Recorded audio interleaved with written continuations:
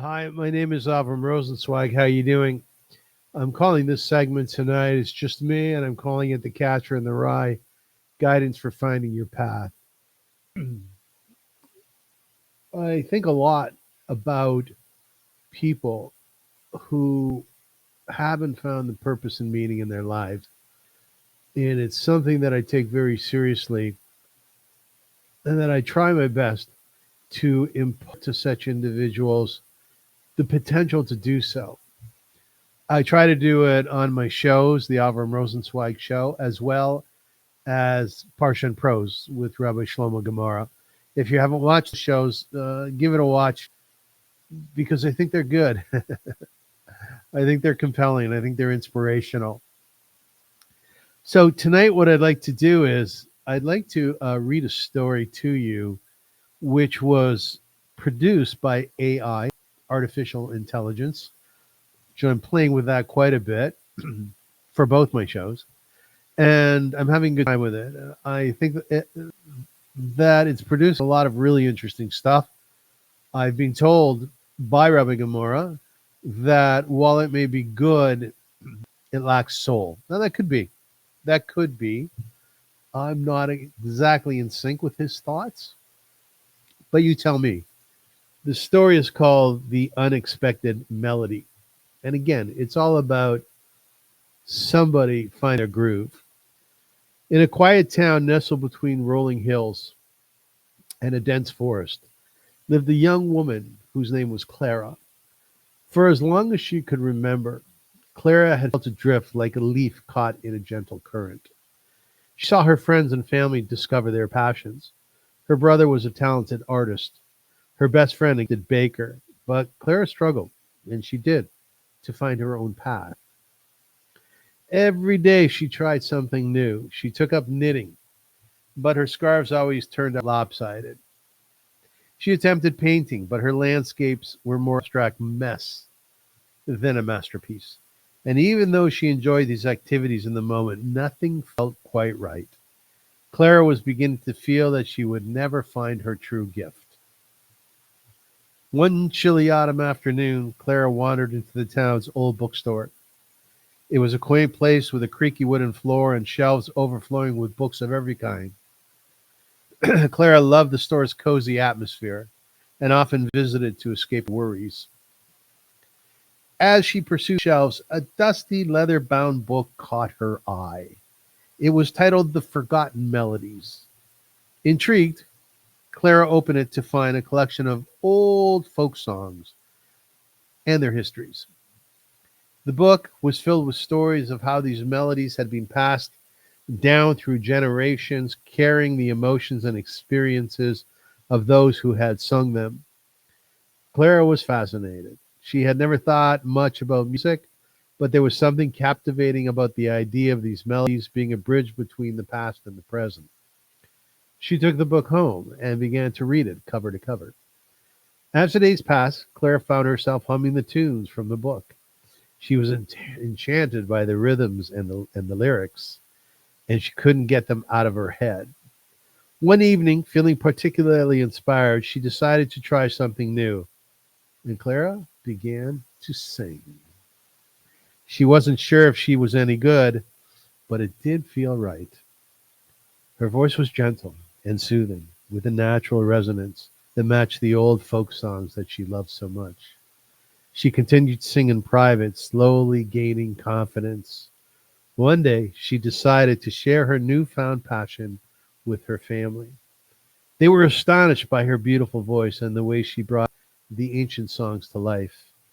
Encouraged by their reaction, Clara started to perform at a local gathering and community event. Her performance became a cherished part of the town's cultural life. People would gather to listen to her sing, and her rendition of the old folk melodies resonated deeply with them. Clara had found her gift.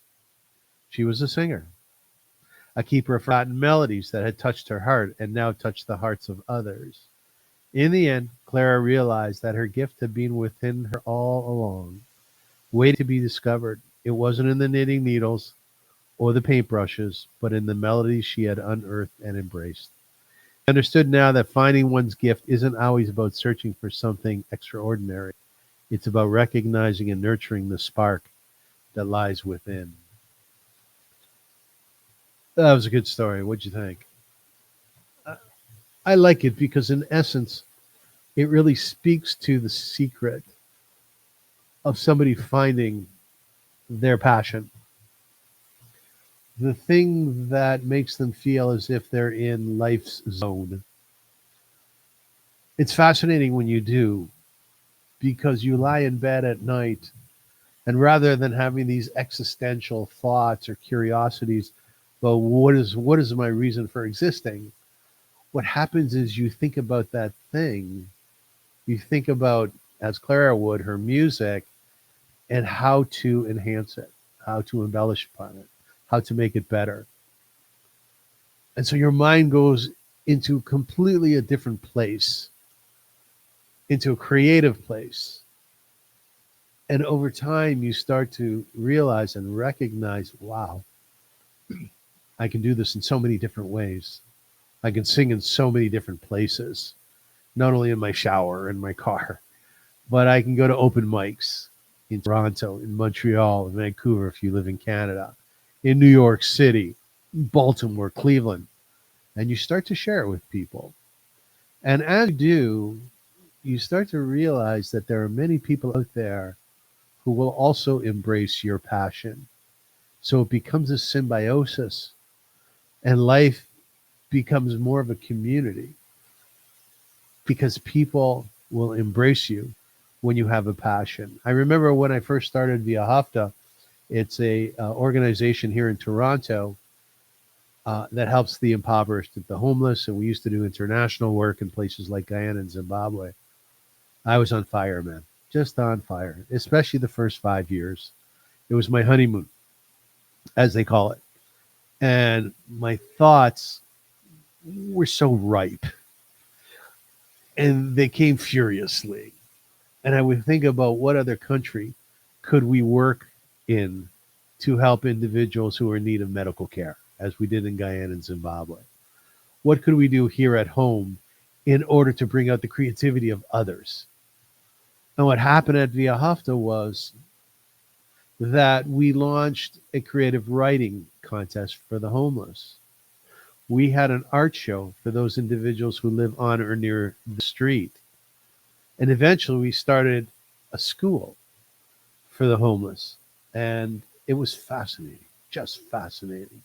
Not only did it fill up my mind and cause me to think about great opportunities to make this even better and perhaps franchise it throughout the world. Creativity for the homeless. Wow, what a thought. But it made me happy and it made me feel fulfilled. I found my purpose and I found my meaning. And that gave me great contentment. We all know the great Viktor Frankl. He wrote a book which is one of the most popular books ever written, Man's Search for Meaning. And he talks about exactly this. He talked about people's passions, and he talks about finding your best place in life and doing so through the gift that you were given.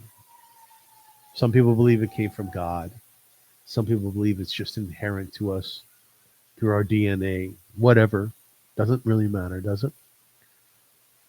And I've seen that time and time again. I've seen people who were very sad, had a really difficult time with life. And when they found that thing that was very in sync with their soul, with their spirit, all of a sudden they looked up. You could see in their eyes. You could see the beauty of the face. You could see this exciting disposition that they had. And life became beautiful for them. So this evening, I would like to share with you my belief that we all have the potential to find our gift, our talent. It's not easy when it's not easy. Some people fall into it. We all know those individuals who knew that they wanted to be doctors at 8 years old, and they pursued it with a vengeance, and they ultimately became doctors, and the rest of their life went swimmingly. Of course, that's not the case, but went well. I myself have struggled greatly with redefining myself since I've left the Ahavta. It hasn't been easy at all. It's been a real struggle. And sometimes I feel like I'm there, and other times not. But I keep looking, and I keep investigating, and I keep doing my research. And now that I'm doing my podcasts, I feel so much happier having that focus. I'm doing what's called legacy interviews, which is essentially interviewing individuals, mostly who are older, about their lives. And that is very exciting to me as well. I also started learning Torah uh, with great intention and teaching it. That has made me really excited as well. So I would say that I'm on the road. Now, one of the things that you can do, like Clara did, in order to find your gift, is to go into a library or go into a bookstore and walk through the stacks and find a book that excites you and pull it off the stacks and sit down and start to read it. And ask yourself, why is this exciting you? Well, it might just be the thing. It might just be a gift. You can do that online as well. So many of us are surfing, the web. When you come across a website that you find so fascinating and riveting, stop for a second and ask yourself, what makes this so interesting to me? Speak to a lot of people.